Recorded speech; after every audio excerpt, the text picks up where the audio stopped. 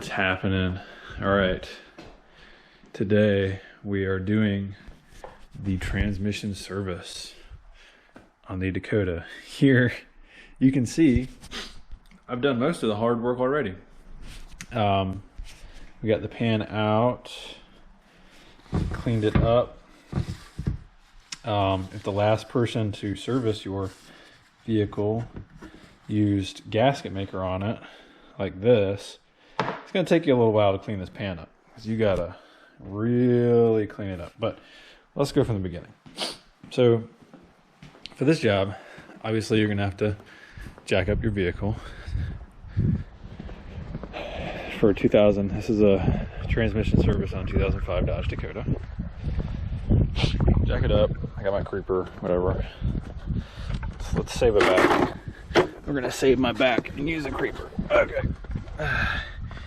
Anyway, so you go down here, you have your exhaust pipe. My Dakota specifically has the transmission called a 42 RLE, and this is what the bottom of a 42 RLE looks like. It's smaller. If you have a 545 RFE, you're gonna have to take this piece of the frame out, or the cross member, or whatever you want to call it. That would be a pain. But anyways, if you've got a 42 RLE, which I'll put that in the description, this job's really not too bad. It's also, you know, it's got 13 transmission bolt pattern, whatever, help you get a good idea of what we got, of what specifically, which one this is.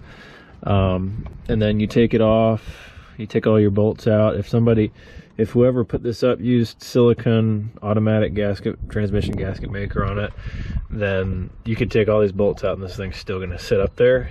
And you've got to kind of take a screwdriver and carefully break the seal around this thing in order to get the pan to come down. I say carefully because the surface up here is aluminum, and you can scratch it pretty easily. If you scratch it a little bit, it's not like a huge deal, because we're going to use gasket maker to put the pan back up, so it's going to fill in all those little crevices and cracks and things. But yeah, so it comes down, you're going to get a lot of stuff coming out. This is your filter. It's got 2 Torx bit bolts, one right there and one right there, and then you should be able to just pull it down. Same process for putting the new one in, put it back up, torque it down. This piece doesn't really pop in, I don't think. Like, I tried to mess with it to get it to pop in, but it wouldn't really pop in for me. I might mess with it a little bit more, see if it'll cooperate. But take it down, and then you just gotta take the pan to start doing work on the pan. So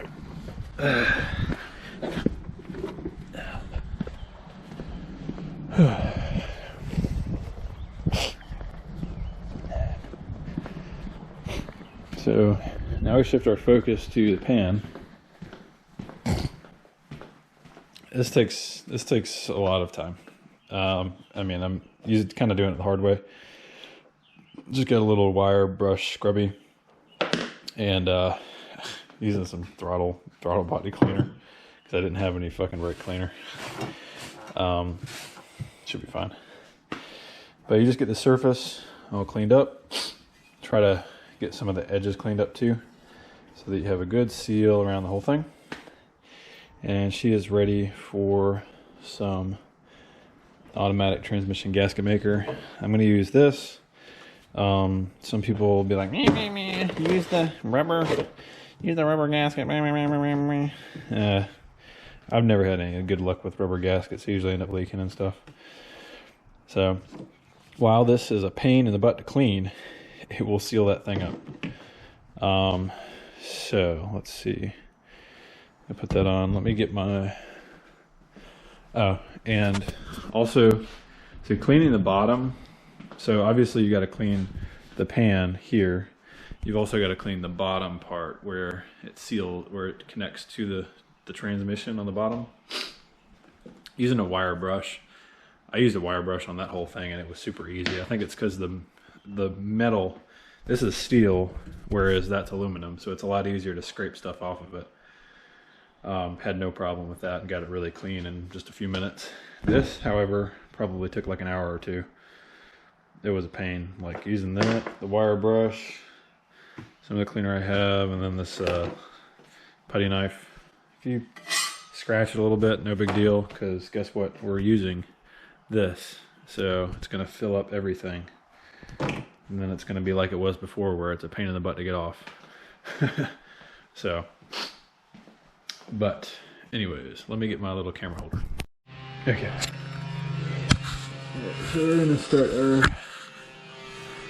our bead here. Let me get these. I think some of these bolts still have some rubber on them and stuff. God bless. I gotta clean these things off. Man, I'm telling you, you gotta clean everything when it comes to these. Whenever they use the gasket maker on these things. Shoot. Hell, I'm over here. I don't even know what the torque spec is on these things. You guys gotta do your research now.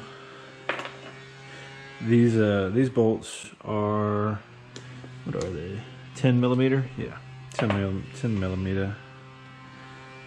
Yeah, just cleaning off some of this rubbery stuff that's on it from last time.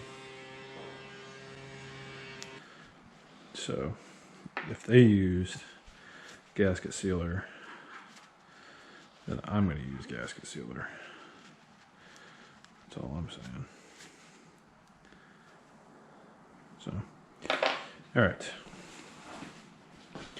1, 2, 3, 4, 5, 6, 8, 9, 10, 11, 12. Hold on.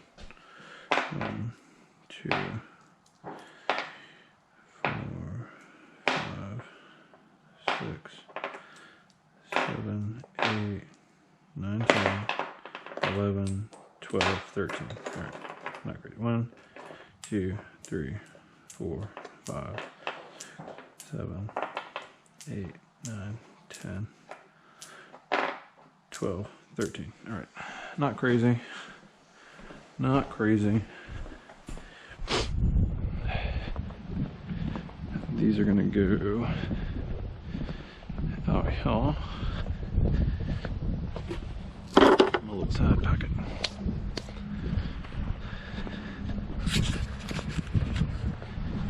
And then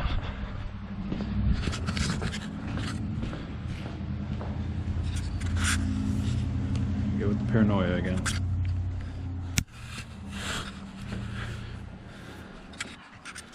Constantly worried. So, then we're going to take our nice clean pan, one more wipe.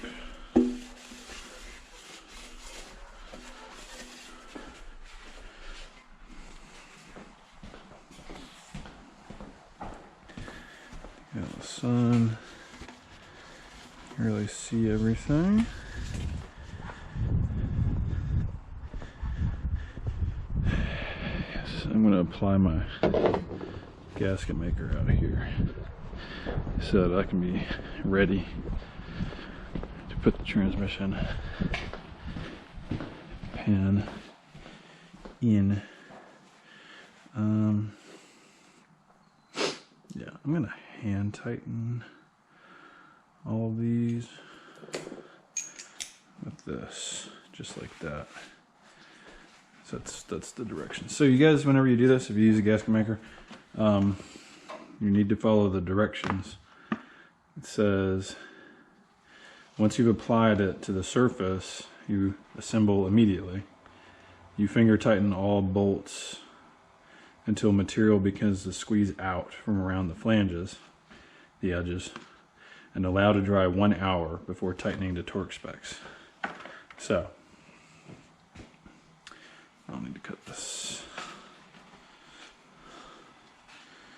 for the desired bead that I would like. That doesn't look like it cut anything at all. Okay, that'll work. Alright, so gasket maker, let me bring my towel out. Might as well just bring this whole thing. No point in leaving it.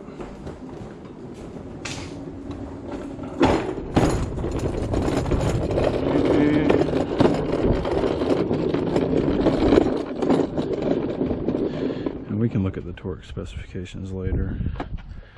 That's not a huge deal right now. I just want to make sure that we get this done. Yes.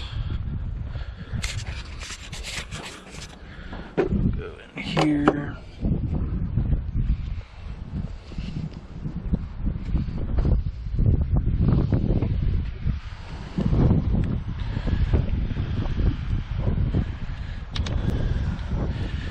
Okay, so when you do this, you gotta apply a bead around the whole thing, and you need to make sure you get around the holes as well. Maybe we should do this inside, where there's no wind. That'd be a good idea.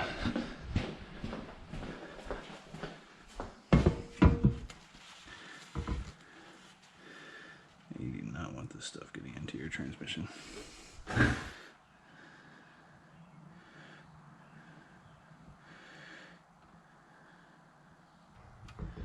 Damn, son. Keep fucking cutting the damn hole off, because shit's hard as hell to squeeze out of the damn tube.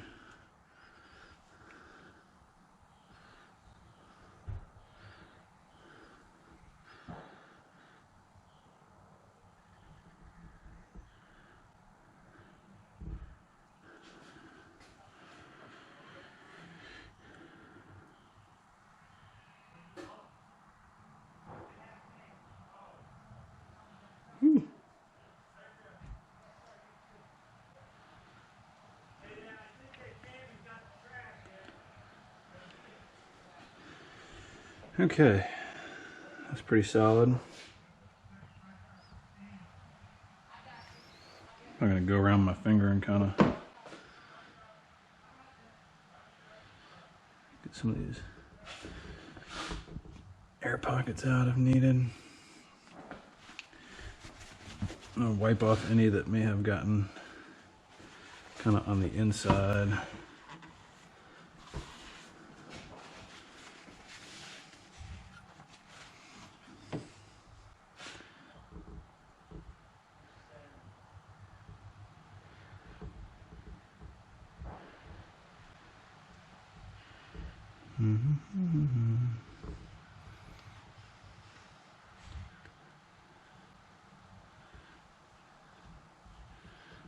I can understand why this stuff is a pain in the tail to get off.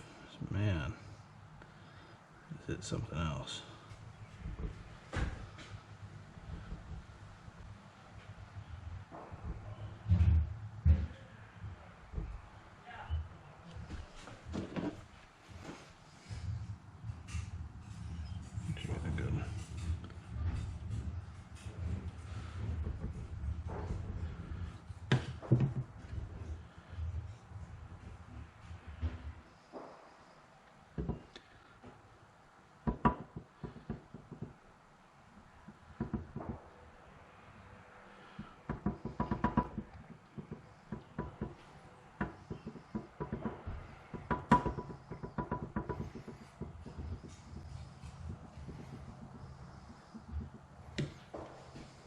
Right, so up we go. Do not drop the football. Whoever put this thing on last time put a ton of that stuff on there, so. Alright. I've never had any problems. I think it's because if you do it right, like the instructions say. So the instructions say wait an hour before you torque the bolts fully, and then wait 24 hours before you apply fluid. So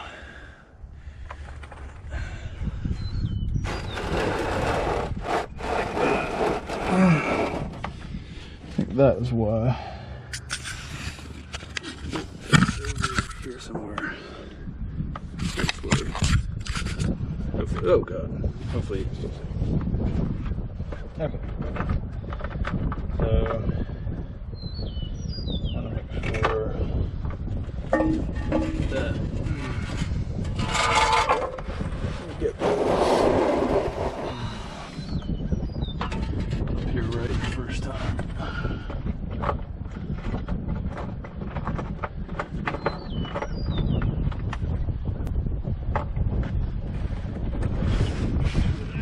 Nice and cleaned up before we do.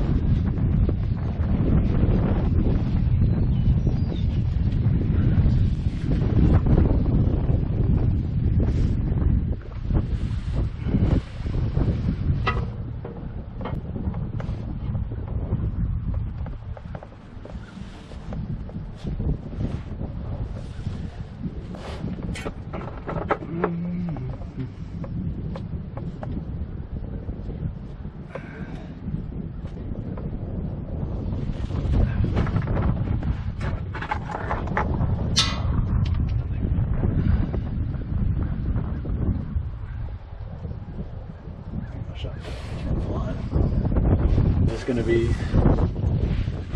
hand tight.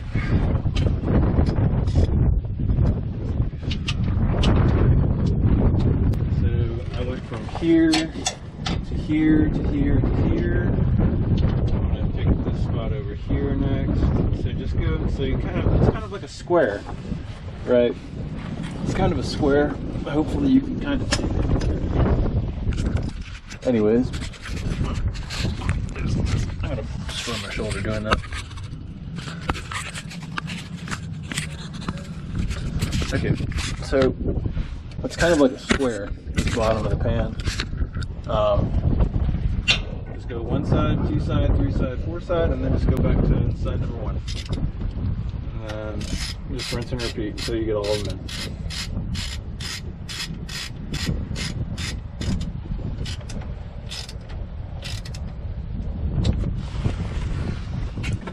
Hopefully that'll seal up fine. We don't have any issues. Okay, well, so 1 hour will be will be 3:43. So 3:43, we'll come back and torque the bolts down. And then after we've torqued the bolts down, we have to wait a whole day, come back tomorrow. 3:43, torque it, 24 hours total. So I'd say 24 hours from right now. 24 hours from now would be 2:43 tomorrow. So 2:43 tomorrow is when we can actually fill it and take it out for a ride. So, because it's got you hand tighten, wait an hour, torque the bolts, wait 24 hours. So, I don't know, let's just say 4 o'clock tomorrow just to be safe. Torque the bolts, wait 24 hours, and then put the fluid in, which for this particular transmission, a 42 RLE on a 3.7 liter V6 Dodge Dakota, would be 4 quarts of ATF plus 4 transmission fluid, and which is a gallon. And then we'll check the level from there to see if it needs a little bit more or what have you. So, but according to the book, it is 4 quarts for dropping the pan and doing a filter and fluid change. So we don't need a drip pan anymore. She might need a little bit more than 4 quarts because I actually had the pan down and filter off all night last night. So, but anyways, we will be back. Okay, so in case you guys are wondering how I know, you know, how much to put in and torque specifications and everything, I have the good old Haynes repair manual. If you're lucky enough to have a vehicle that's old enough to have one of these, they don't make them anymore for people because they don't want anybody fixing their own stuff. But anyways, so automatic transmission pan bolts. Ours is a 42 RLE, 165 inch-pounds. Capacity, that is manual transmission. Capacities, automatic transmission, drain and fill, 42 RLE, 4 quarts. All right. So that is how I get my information, and that is all in chapter 1 of tune-up and routine maintenance, and the specifications, capacities, recommended lubricants, fluids. There you have, let's see, automatic transmission fluid type, Mopar ATF +4. I've got O'Reilly ATF +4. It's not a huge deal. And then you've got like capacities, ignition system stuff, brakes, torque specs for all kinds of other stuff. So yeah, that's where it's at. Okay, so this is the fateful day, the fateful time when we see if or if not all of that hard work. So far so good. Doesn't look like we've got any drips at the moment. You guys want to know, filling this with 4 quarts of ATF +4, that is the appropriate type and quantity for this particular vehicle, for this particular job.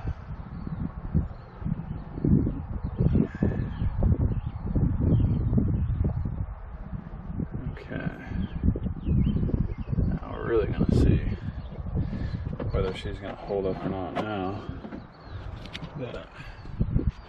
And you fill it through the dipstick right down there.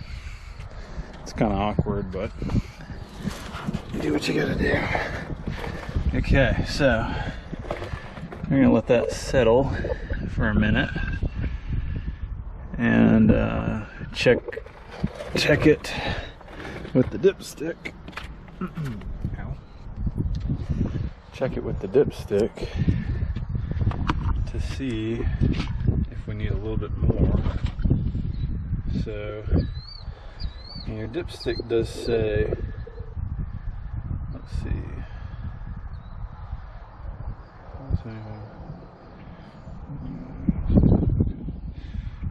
it does say idle and neutral for checking some of this stuff.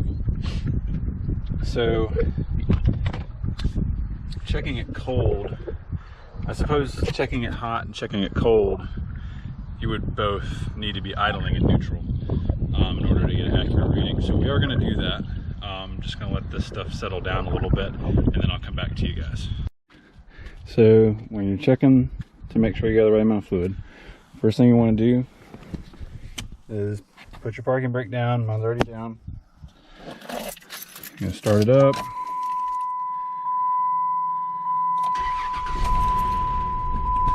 Put it in neutral. Alright. So it says to check cold at 70 degrees Fahrenheit. And so it's about 70-ish outside right now. So with it in neutral, check it.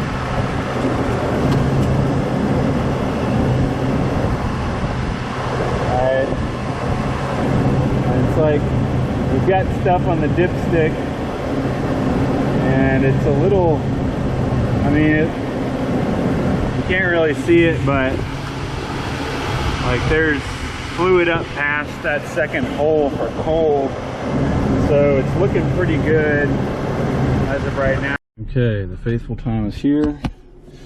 We're going on our little test run, test ride, test drive, whatever things we want to be listening for. So we gotta keep in mind we're already in neutral. We're just gonna pop it down into drive. We want to flip between some gears here just to make sure everything's smooth. Don't feel anything really clunky. So reverse and park are important. Park, from park to drive. Okay, nothing crazy.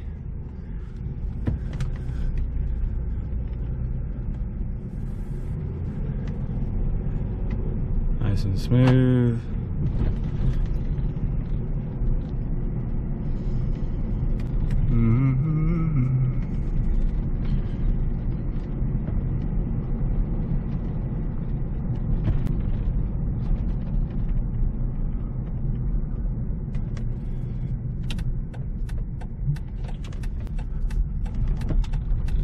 Right now we're just in the neighborhood.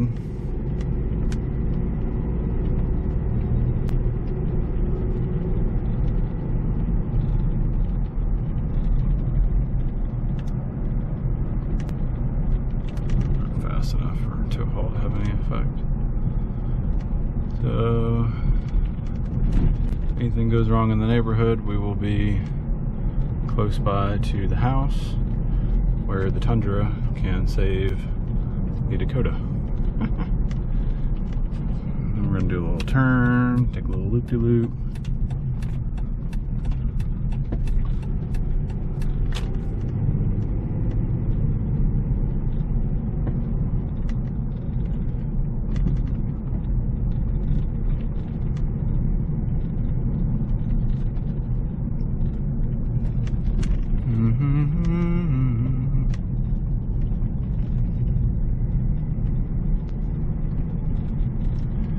Anything out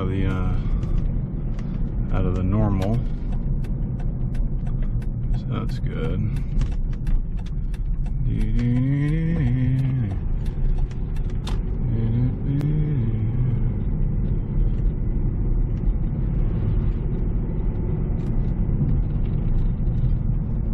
Next we'll take it on the highway and give it a good push from the throttle. See how she handles that. Obviously you want to make sure that you're at operating temperature before you do that. Would be ideal, so that you don't feel anything out of the norm. But she's at operating temperature now, so should be good to check whenever I get back in the hot zone.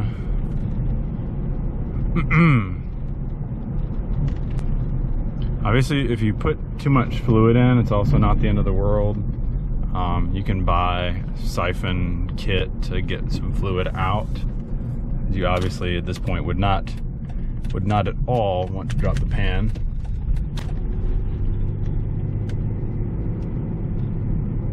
So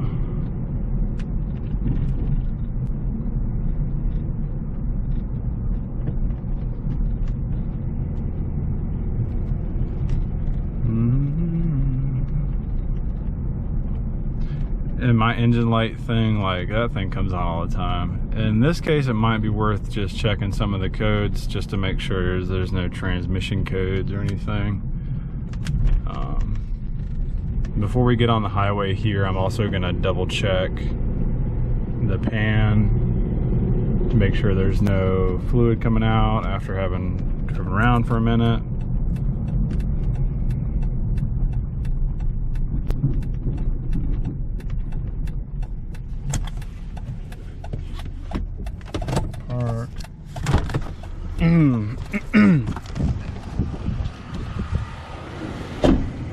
road testing is a very important piece to the equation. So here you can see there's no pooling, just a little bit of condensation, water, no major drips or leaks from the pan. So those are all really good signs that everything is holding up quite nicely. So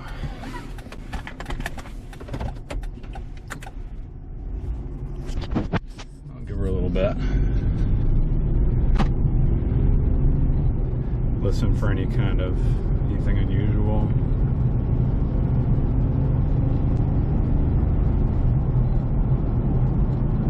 Everything sounds pretty good. I'm gonna reset my miles per gallon and see how good we do on the highway over in this little section. I'm also a firm believer in, like, if you're gonna test drive, you know, you want to test drive this thing hard. You want to make sure that it's going to hold up whenever you hit the throttle.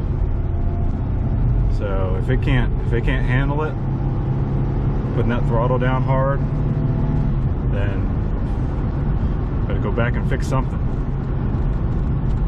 But she handled that just fine. Cruise control. Set that. See how that looks. Miles per gallon can tell you a whole lot about the vehicle as well, how hard it's working, etc.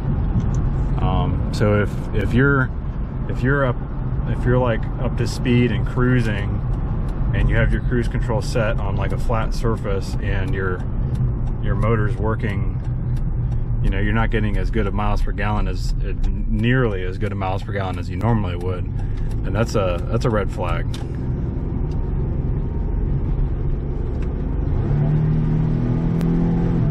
There we go. It's good. She shifts a lot better than before the service, so I'm pretty happy so far. Pretty happy. Get her back in the driveway. Crawl underneath, take a look again. You really want to check and double check whenever you do these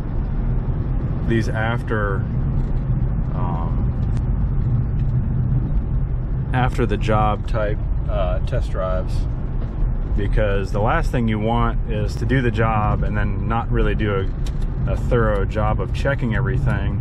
You go out on the road to go to work or something like that, something that you really don't, you know, I mean, some people might be okay with being late to work, but some people have jobs where being late to work is a very, very, very, very bad thing. Or just having to, at that point, for me, if I was to break down on the side of the road, it's not, okay, let's try to fix it.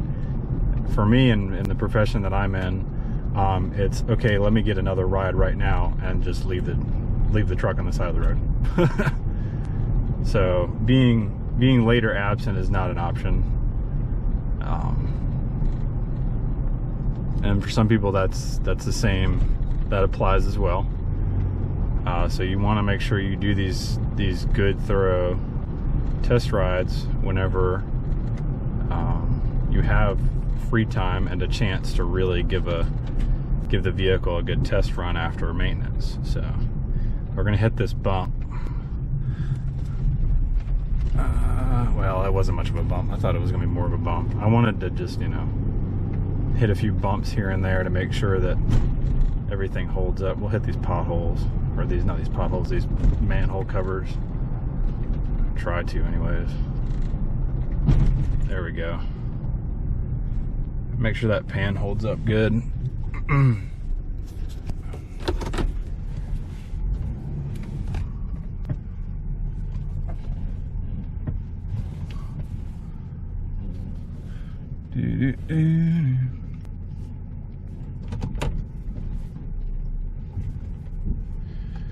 All right.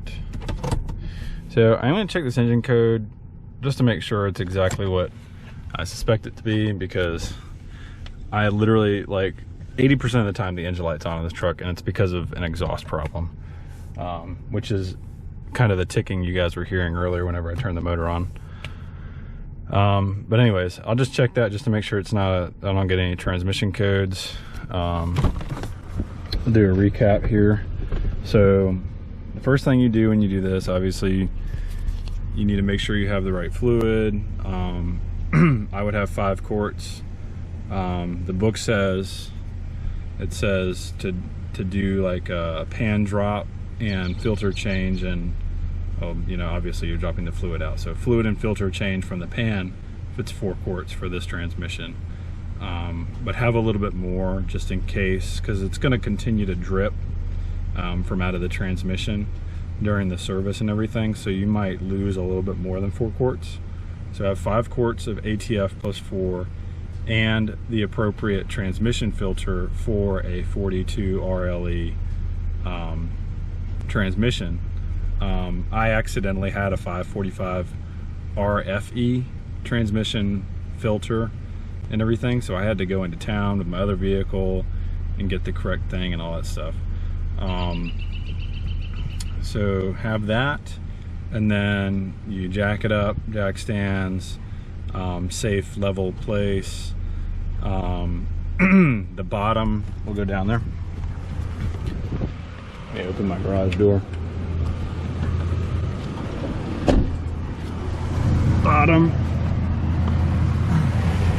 The bottom is that pan right there, and it's 13 10mm bolts. So you take those bolts out. If the person before you used gasket maker to on the pan, then you could take all the bolts out and the pan would literally just be stuck up there, which is the way mine was. And I know I didn't film that because I was kind of apprehensive on the whole job in the first place. But you take those bolts out, and then you just use a flathead screwdriver to try to break that seal loose between the pan and the transmission. You want to be careful because the transmission itself is aluminum while the pan is steel. So you could bend the pan, you could dent the surface on the transmission. So you just want to be careful. If you do damage a little bit, some things they're not unfixable. So you break that seal, take the pan down. There's a bunch of fluid that's going to come out. I recommend leaving in a couple of bolts somewhere so the pan just doesn't flop down whenever you finally get it loose. Take those bolts out, take the pan out. Now it's time, you got to clean the pan, you got to clean the surface where the pan met the bottom of the transmission. I used a wire brush for pretty much everything. You guys can use a wire brush and brake cleaner. So wire brush and brake cleaner, you want to make sure you have that. The surface of the transmission part where the pan meets it, cleaning that off was super easy because, again, the transmission is aluminum metal alloy or something, so the stuff doesn't stick to it as hard as it does on the pan. The pan is a pain in the butt. The pan will take you an hour or two to clean off, and that's not unusual. It took me a little while. Just spray it, scrub it, spray it, scrub it. Take a little putty knife, try to get some of the stuff off the edges. The way the pan is, like the edges of the pan kind of roll off on both sides. You want to make sure you get a good surface on the top and some of the edges, so that gasket maker has places to go and holes to fill and all that stuff, and not old material in the way, which would be bad, because that old material that's in the way can fall off and create an opening where fluid can get out and all that other good stuff. So you clean the pan off, you clean the top of the transmission off, and then, like you saw with what I did, I put the gasket maker on there, kind of smeared it around a little bit, and then put it up there, put in a couple bolts hand tight, and then you do all of them hand tight. You let it sit for 1 hour, then you go back and you torque it to 165 foot-pounds, sorry, not foot-pounds, 165 inch-pounds, very, very light amount of pressure. After an hour, you torque it to 165 inch-pounds, and then you wait 24 hours. This is the next day. This is 24 hours after I torqued the bolts, for it to fully cure before you put any fluid in. So after 24 hours, I came back, you guys saw, popped the hood, I put in a full gallon, which is 4 quarts of ATF plus 4 transmission fluid, started it up, put it in neutral, put the parking brake down first, put it in neutral, check it using the cold markers, whatever, and then after you've got it kind of where it needs to be on the cold part, you can close the hood and then go for a ride, constantly checking. I gotta sneeze.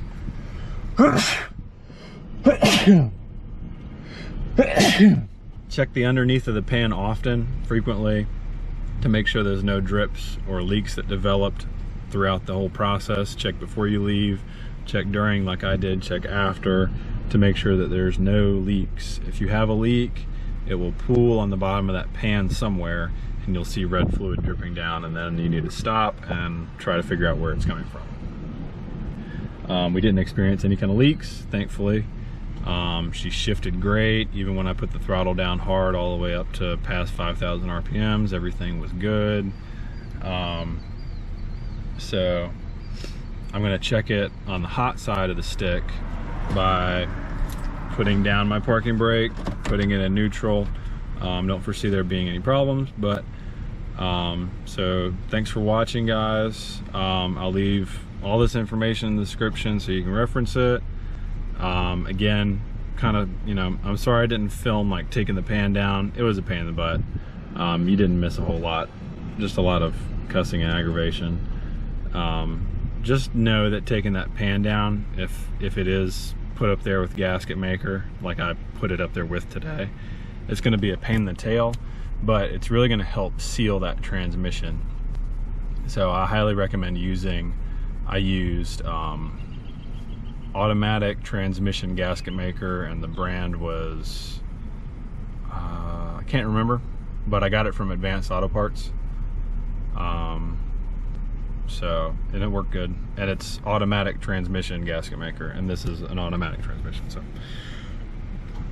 but anyways, please leave your comments, your questions, please subscribe, like my video. Coming up on 200 subscribers, which is great. It's been a long road. I really want to get to 1,000, so please help me make that happen. I might have prizes or something in the future for you know, people who are the 200th or 300th or 400th subscriber, so we'll see. But anyways, thanks for watching again, and have a good day.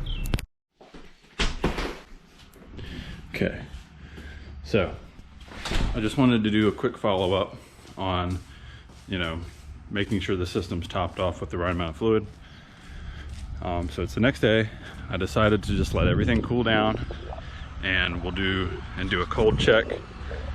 And so what I did, pop the hood and everything, turn the truck on, put it in neutral, checked the level, wiped it, checked it again, wiped it, noticed that there wasn't much, hardly of anything on the dipstick. Put a little bit of fluid in, turn the vehicle off. Turn it off, let it sit for a minute, let it settle down, because all that fluid in the dipstick's gonna, all that fluid that went down the tube the dipstick's in is gonna get on the dipstick, and it's gonna give you a false reading. So just let everything go down and settle. Let it sit for about five-ish minutes. Turn it back on, put it back in neutral, check. Once you start getting something on the dipstick when it's in neutral, and you start getting to where you're kind of in that range on the cold, the little dots on the cold marker, after you're in that range, do some shift through all the gears. So go from park to reverse and neutral to drive, to second to first to second to drive to neutral, to reverse to park to neutral, or to reverse back to neutral. So like go through all the gears a few times. Once you do that, then check the level again. If it's gone down below the marks, put a little in, turn off the truck, let it sit for probably 10 to 15 minutes this time, because it's been running for a second. You want the temperature of the fluid to stay around 70 degrees. A good way to guesstimate that is with a little temperature gun. So right now she's probably going on 80 to 90 because I've had it idle for a second now that I've gotten it, you know, gotten it where it needs to be. I'll show you guys.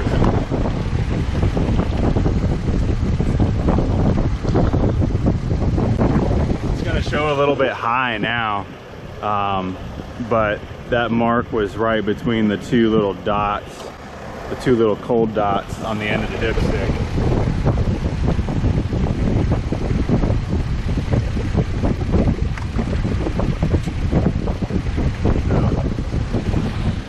But anyway, that's what I did to make sure that there was the perfect amount inside. So she is good to go. I have no worries.